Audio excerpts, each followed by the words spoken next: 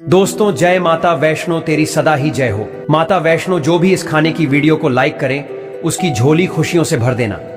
दोस्तों, अभी पूज्य गुरुजी ने बताया बिस्तर पर चढ़कर बैठ के भोजन करने से क्या होता है। यमराज ने चित्रगुप्त को जो रहस्य बताया था वो सुनकर आपके भी रोंगटे खड़े हो जाएंगे। बिस्तर पर तो हम चाय भी पीते हैं तो क्या गलत है, दवा भी खाते हैं तो क्या गलत है, छोटे शिशु भी दूध पीते हैं तो क्या वह भी गलत है। तो चलिए बिना देरी किए जानते हैं कि मनुष्य को बिस्तर पर बैठकर भोजन क्यों नहीं करना चाहिए। दोस्तों, एक बार यमलोक में यमराज अपने सभागार में सिंहासन पर विराजमान थे और उनके समीप चित्रगुप्त बैठकर विनम्रता पूर्वक बात कर रहे थे। वार्तालाप के दौरान चित्रगुप्त ने यमराज से जिज्ञासा प्रकट की, हे प्रभु, कृपा करके मेरी कुछ शंकाओं का समाधान कीजिए। मनुष्य को भोजन किस प्रकार से करना चाहिए, भोजन करने के लिए उचित दिशा और स्थान कौन सा है, किन स्थानों पर बैठकर भोजन नहीं करना चाहिए, भोजन से पूर्व क्या करना चाहिए और भोजन के बाद क्या करना चाहिए, किसके घर का भोजन नहीं करना चाहिए, किन स्थानों पर बैठकर भोजन करने से आयु कम होती है। कृपा करके मेरे इन सभी प्रश्नों का उत्तर दीजिए। यमराज मुस्कुराए और चित्रगुप्त को उत्तर देते हुए बोले, हे चित्रगुप्त, तुमने बहुत उचित प्रश्न पूछे हैं। वास्तव में इन सभी प्रश्नों का उत्तर मनुष्य के आचार, व्यवहार और उसकी आदतों में छिपा होता है। जैसा आचरण मनुष्य करता है वैसा ही फल उसे भोगना पड़ता है। अच्छे आचरण से सुख और दीर्घायु प्राप्त होती है, वहीं अनुचित आदतों के कारण दुख और अकाल मृत्यु तक हो सकती है। मनुष्यों को भोजन करते समय शास्त्रों के नियमों का पालन अवश्य करना चाहिए। जो भी मनुष्य शास्त्रों के नियमों का पालन करते हुए भोजन ग्रहण करता है वो निश्चित ही दीर्घायु होता है। उसका शरीर रोग और व्याधियों से दूर रहता है।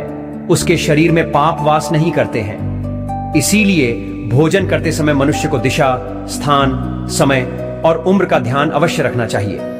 यह सुनकर चित्रगुप्त ने विनीत स्वर में कहा, हे प्रभु, कृपया इन रहस्यों को विस्तार से समझाएं। भोजन संबंधी जो नियम है मुझे विस्तार से बताइए। यमराज गंभीर स्वर में बोले, हे चित्रगुप्त, तुम्हारे प्रश्नों का उत्तर देने से पहले मैं तुम्हें एक प्राचीन कथा सुनाता हूं। इस कथा को ध्यान से सुनो। इसमें तुम्हें तुम्हारे सभी प्रश्नों के उत्तर मिल जाएंगे। यह कथा अत्यंत शिक्षाप्रद है। जो भी इस कथा का श्रद्धा पूर्वक श्रवण करेगा और इसका प्रचार करेगा उसके 32 प्रकार के पाप में क्षमा कर दूंगा। यह सुनकर चित्रगुप्त हर्षित हो गए और बोले, हे धर्मराज, आपके मुख से इस महान कथा को सुनना मेरा सौभाग्य है। मैं ध्यान पूर्वक इसे अवश्य सुनूंगा। फिर यमराज चित्रगुप्त को वो प्राचीन कथा सुनाने लगते हैं। वो ये कथा मैं आपको सुनाऊंगी प्रिय श्रोताओं। ये कथा बहुत ही ज्ञानवर्धक है। इस कथा को आप अंत तक जरूर सुने।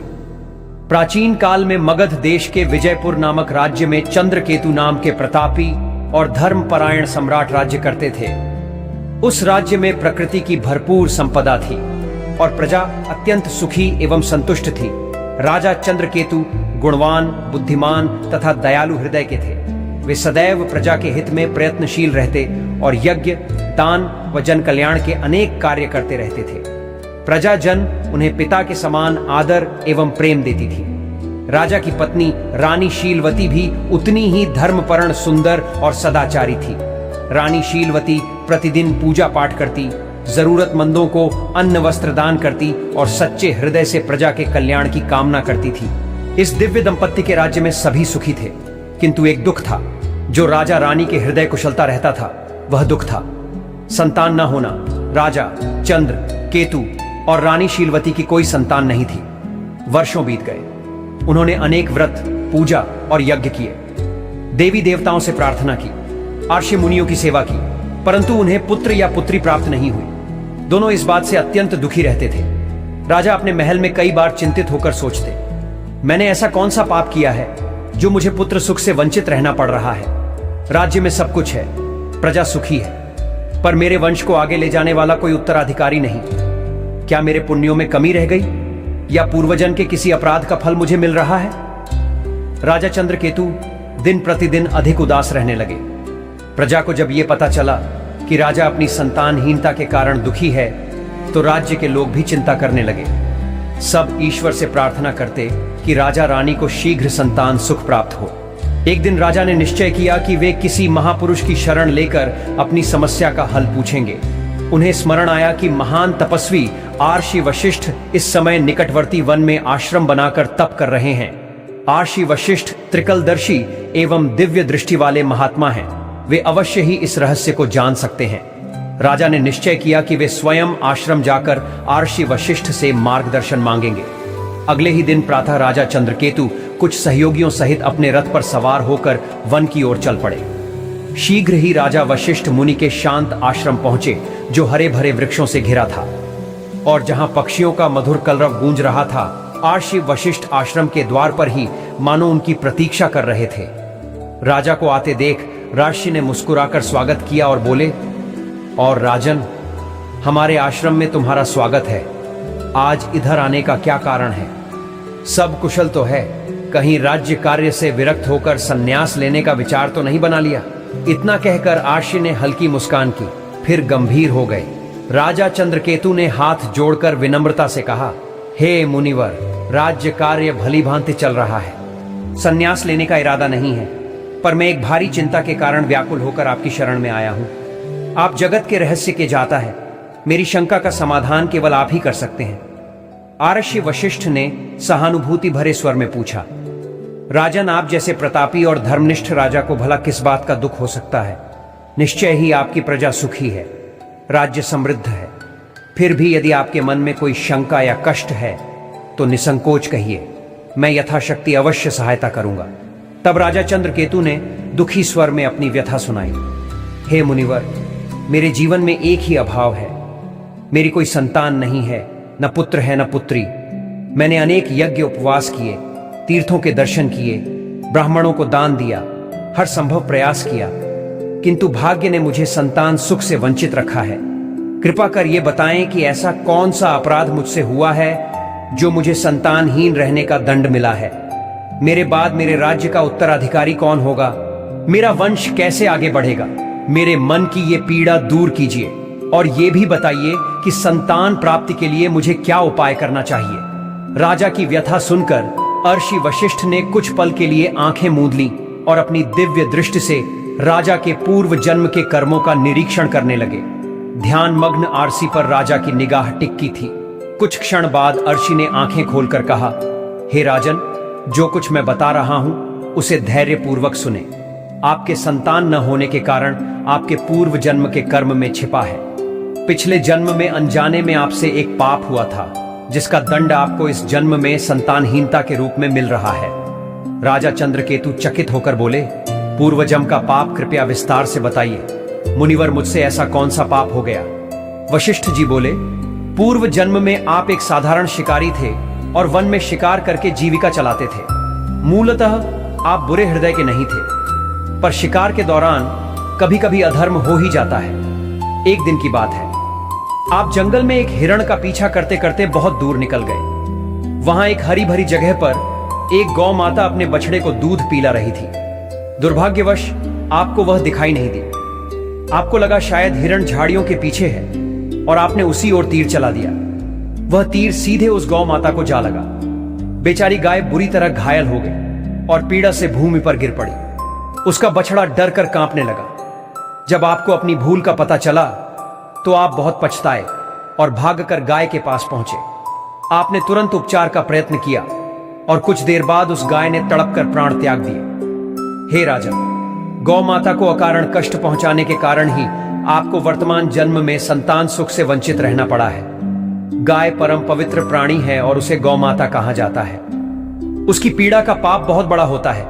भले ही वह अनजाने में हुआ, लेकिन पिछले जन्म में आपके हाथों यह पाप हुआ था, इसलिए इस जन्म में आपको पुत्रहीन रहने का श्राप मिला। पूर्व जन्म का यह रहस्य सुनकर राजा चंद्रकेतु के नेत्रों से आंसू बहने लगे। वे दुखी होकर बोले, मुनिवर, मुझे पछतावा है कि पिछले जन्म में मुझसे ऐसा अनर्थ हो गया। मैंने अज्ञान वर्ष को हत्या का पाप किया। अब बताइए कि इस पाप से मुक्ति का कोई मार्ग है? क्या कोई प्रायश्चितता है जो मैं कर सकता हूं? कृपा करके मुझे इस पाप से उबरने का उपाय बताएं। राशि वशिष्ठ ने कोमल स्वर में कहा, हे राजन, हर पाप से प्रायश्चित द्वारा मुक्ति संभव है। यदि मनुष्य हृदय से प्रायश्चित करना चाहे आपके मामले में भी उपाय है। गौ हत्या या गौ को कष्ट देने के प्रायश्चित स्वरूप आपको गौ सेवा करनी चाहिए। आप पूरी निष्ठा से गायों की सेवा करें, भूखी गायों को चारा पानी दें, गौशालाएं बनवाएं, बीमार गौ का उपचार करवाएं और गौ माता के प्रति प्रेम एवं भक्ति रखें। गौ सेवा से बढ़कर कोई पुण्य नहीं है। इसी से आपके पूर्व जन्म के पाप का शमन हो सकेगा। राजा चंद्रकेतु ने आशिक के चरण पकड़ लिए और कृतज्ञता से बोले, मुनिवर, आपने मेरी आंखें खोल दी। मैं अवश्य आपके बताए मार्ग का पालन करूंगा। गौ माता की सेवा करके ही मैं अपने पाप धोने का प्रयास करूंगा। महर्षि वशिष्ठ ने आशीर्वाद देते हुए राजा को विदा किया। राजा चंद्रकेतु आश्रम से लौटकर पूरी निष्ठा के साथ गौ सेवा में जुट गए। उन्होंने राज्य भर में गौशालाएं बनवाई और स्वयं प्रतिदिन गायों की देखभाल व पूजन करने लगे। रानी शीलवती भी गौ माताओं की सेवा में बराबर लगी रही।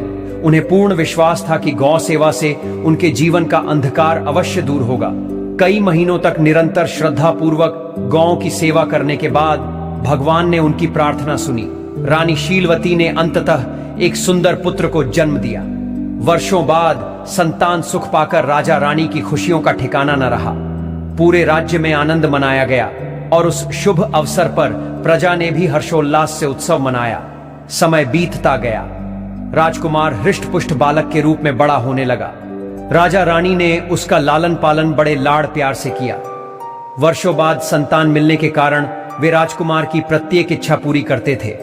माता पिता को प्रसन्न रखने के लिए महल के सेवक भी राजकुमार को दुलार देते और कभी किसी बात के लिए उसे कठोर अनुशासन में नहीं रखा जाता था। अत्यधिक लाड़ प्यार के कारण राजकुमार अनुशासनहीन होने लगा था। हालांकि वो हृदय से बुरा नहीं था। बचपन से ही उसे मन मर्जी करने की छूट मिल गई थी। वो सुबह देर तक सोया रहता और बिना नहाए धोए रसोई से नाश्ता मांग लेता। कभी भोजन कक्ष में जाने का कष्ट नहीं करता, बल्कि बिस्तर पर ही भोजन करने की जिद करता। महल के दास दासियां सोने की थाली में तरह तरह के पकवान सजाकर राजकुमार के शयन कक्ष तक ले आते। राजा या रानी उसे डांटते टोकते नहीं थे और सेवक भी उसकी हर इच्छा पूरी करते थे। राजगुरु सहित कुछ बुजुर्गों ने कभी कभार राजकुमार को समय पर स्नान करने और उचित स्थान पर बैठकर खाने की सलाह भी दी, परंतु माता पिता ने प्रेमवश उसकी गलतियों को अनदेखा कर दिया। रानी शीलवती भी बेटे की हर फरमाइश पूरी करती थी और चाहती थी कि उसका बचपन हंसी खुशी बीते। इस प्रकार राजकुमार युवा किशोर अवस्था तक आया। देखते देखते वो 16 वर्ष का हो गया। राजा चंद्रकेतु ने मन ही मन उसे अपना उत्तराधिकारी मानना शुरू कर दिया था, किंतु विधि को कुछ और ही मंजूर था। 16 वर्ष की आयु में राजकुमार अचानक एक गंभीर रोग से पीड़ित हो गया। राजवैद्यों ने इलाज में कोई कसर न छोड़ी। दूर दूर से वैद्य बुलाए गए और यज्ञ प्रार्थनाएं भी की गई, किंतु कुछ भी कारगर नहीं हुआ। कुछ ही दिनों के भीतर दुर्भाग्यवश उस किशोर राजकुमार ने अपने प्राण त्याग दिए। इस आकस्मिक वज्रपात से राजा रानी पर दुखों का पहाड़ टूट पड़ा और पूरे राज्य में शोक छा गया। इस घटना के बाद राजा चंद्रकेतु ने राजपाट त्यागना का निर्णय कर लिया। उन्होंने अपने भतीजे को राज्य सौंप दिया और रानी शीलवती के साथ वन में महर्षि वशिष्ठ के आश्रम जा पहुंचे। महर्षि वशिष्ठ ने राजा रानी को अत्यंत शोकाकुल देखा तो स्नेहपूर्वक कारण पूछा, राजन, आप इतने व्यथित क्यों हैं? राजा चंद्रकेतु ने रोते हुए अपने पुत्र की अकाल मृत्यु की कथा महर्षि को सुना दी।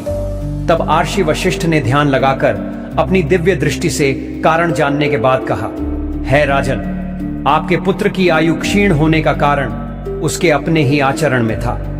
आपको पूर्व जन्म के पुण्य फल से पुत्र की प्राप्ति तो हुई ही, किंतु आपके पुत्र ने बचपन से ही कुछ ऐसी अनुचित आदतें अपनाई जिनके परिणाम स्वरूप उसे अल्पायु में ही मृत्यु का सामना करना पड़ा है। आपका पुत्र प्रतिदिन बिना स्नान किए भोजन करता रहा और प्रायः बिस्तर पर बैठकर ही भोजन करता रहा। जो मनुष्य बिना नहाए धोए भोजन करता है उसकी आयु क्षीण हो जाती है, और जो मनुष्य बिस्तर पर बैठकर भोजन करता है उसके शरीर में विभिन्न रोग उत्पन्न हो जाते हैं और उसके जीवन के भी असमय समाप्त हो जाने की आशंका रहती है। अनेक औषधियों और प्रयास के बावजूद आपका पुत्र बचाया नहीं जा सका, क्योंकि उसकी देह उन अपवित्र आदतों का शिकार हो चुकी थी। ऋषि के इन वचनों ने राजा रानी की आंखें खोल दी। हाँ, उन्हें अपनी भूल का गहरा पश्चाताप हुआ और उन्होंने सांसारिक मोह त्यागना का निश्चय किया। राजा चंद्रकेतु ने वहीं आश्रम में रहकर शेष जीवन तपस्या और भगवान के चिंतन में बिताया। रानी शीलवती ने भी राजसी ठाठ बांट त्याग कर अपने पति के साथ सादा जीवन अपना लिया। इस प्रकार राजा रानी ने दुख से ऊपर उठकर धर्म के मार्ग पर शांति पाली। कथा सुनाकर यमराज ने चित्रगुप्त की ओर देखते हुए कहा, देखा चित्रगुप्त किस प्रकार मनुष्य की अपनी आदतें उसके जीवन को संवारती या बिगाड़ते हैं। राजा चंद्रकेतु जैसे पुण्यात्मा को भी अपने पुत्र की अकाल मृत्यु का दुख सहना पड़ा, क्योंकि उनके पुत्र ने गलत आदतों का पालन किया था। अतः प्रत्येक मनुष्य को सावधान रहना चाहिए कि वो किस प्रकार का आचरण कर रहा है। मनुष्य को सदैव भोजन करने से पूर्व शारीरिक शुद्धि कर लेनी चाहिए। अपने 5 अंग, दोनों हाथ, दोनों पैर तथा मुखमंडल को अच्छी तरह जल से धोना चाहिए। यदि संभव हो तो भोजन से पूर्व स्नान करके पवित्र होकर ही अन्न ग्रहण करना चाहिए। बिना स्नान किए भोजन करना शास्त्रों में वर्जित है। ऐसा करना पशुओं जैसा आचरण माना गया है और इससे आयु कम होती है। साफ सफाई के बाद ही मनुष्य को अन्न ग्रहण करना चाहिए। भोजन आरंभ करने से पूर्व मनुष्य को अन्नपूर्णा देवी तथा परमात्मा को स्मरण कर धन्यवाद देना चाहिए, जिनकी कृपा से यह भोजन प्राप्त हुआ है। साथ ही प्रार्थना करें कि संसार के अन्य सभी प्राणियों को भी आहार प्राप्त हो। इस प्रकार मन ही मन ईश्वर को प्रणाम करके आदर पूर्वक भोजन करने से अन्न पवित्र रहता है और वो शरीर को पूर्ण पोषण देता है। भोजन करते समय बैठने का स्थान भी शुद्ध और उचित होना चाहिए। जमीन पर चटाई बिछाकर पालथी मारकर बैठकर भोजन करना श्रेष्ठ माना गया है। बिस्तर पर बैठकर भोजन करना अशुभ तथा स्वास्थ्य के लिए हानिकारक होता है। शैया पर अन्न ग्रहण करने से अपवित्रता बढ़ती है और शरीर विभिन्न रोगों का घर बन जाता है। हे चित्रगुप्त, 3 प्रकार का भोजन मनुष्य को कभी नहीं करना चाहिए। पहला, वय भोजन, जिसके ऊपर से कोई व्यक्ति पैर रखकर चला गया हो या जिसे किसी ने लांघ दिया हो। ऐसा अन्न अपवित्र हो जाता है और उसे खाने से उम्र घटती है। वह तरह तरह के रोग लगते हैं। उस भोजन को पशुओं को डाल देना चाहिए। दूसरा, वह भोजन जिसमें बाल, कीड़े या कोई अन्य अशुद्ध वस्तु गिर गई हो। यदि थाली के भोजन में बाल निकल आए तो समझना चाहिए कि वह अन्न त्याग देने योग्य हो गया है। ऐसा अन्न ना स्वयं खाना चाहिए, ना भगवान को भोग लगाना चाहिए। ऐसे अशुद्ध अन्न का सात्विक लाभ समाप्त हो जाता है और प्रेतयोनि के जीव उसका उपभोग करते हैं। तीसरा, वह भोजन जो किसी अन्य के लिए परोसा गया हो। याद रखें, कभी भी दूसरे का हिस्सा छीन कर नहीं खाना चाहिए। जो व्यक्ति दूसरों का भाग चुराकर खाता है या बिना बांटे खुद खा लेता है, उससे अन्नपूर्णा देवी रुष्ट हो जाती है। ऐसा करने से उसके पुण्य नष्ट हो जाते हैं और उसके जीवन में दरिद्रता एवं संकट आते हैं। अतः भोजन हमेशा सबसे बांटकर और उचित पात्र को अर्पित करके ही करना चाहिए। इसके अतिरिक्त भोजन का अनादर कभी नहीं होना चाहिए। झूठा भोजन व्यर्थ इधर उधर ना फेंके और अन्न की बर्बादी ना करें। अन्न देवता की कृपा से ही जीवन चलता है, इसलिए अन्न को आदर पूर्वक ग्रहण करें। जो मनुष्य इन नियमों का पालन करेगा वह स्वस्थ, निरोगी और दीर्घायु होगा। उसके जीवन में सुख समृद्धि बनी रहेंगी और उसे अकाल मृत्यु का भय नहीं रहेगा। मनुष्य के आचार विचार ही उसके भाग्य का निर्माण करते हैं। अच्छे कर्म और सही आदतें उसके जीवन को सुखमय बनाती हैं, जबकि गलत आदतें जीवन को दुखमय और संक्षिप्त कर देती हैं। इसलिए प्रत्येक व्यक्ति को अपने दैनिक व्यवहार में पवित्रता और मर्यादा का पालन करना चाहिए। इस प्रकार यमराज ने चित्रगुप्त को मनुष्य के आचार विचार तथा अच्छी बुरी आदतों के संबंध में महत्वपूर्ण ज्ञान दिया। इस कथा से हम ये सीखते हैं कि बिस्तर पर बैठकर भोजन करना और बिना स्वच्छता के अन्न ग्रहण करना क्यों त्याग है। हमें सदैव शास्त्रोक्त मर्यादाओं का पालन करते हुए पवित्र आचरण अपनाना चाहिए, ताकि हमारे जीवन में सुख, स्वास्थ्य और शांति बनी रहे। तो इस प्रकार से यमराज ने चित्रगुप्त को अत्यंत महत्वपूर्ण ज्ञान दिया है। उम्मीद है आपको ये कथा पसंद आई होगी। आपको कथा कैसी लगी कमेंट करके जरूर बताएं। जानकारी अच्छी लगी तो वीडियो को लाइक जरूर करें।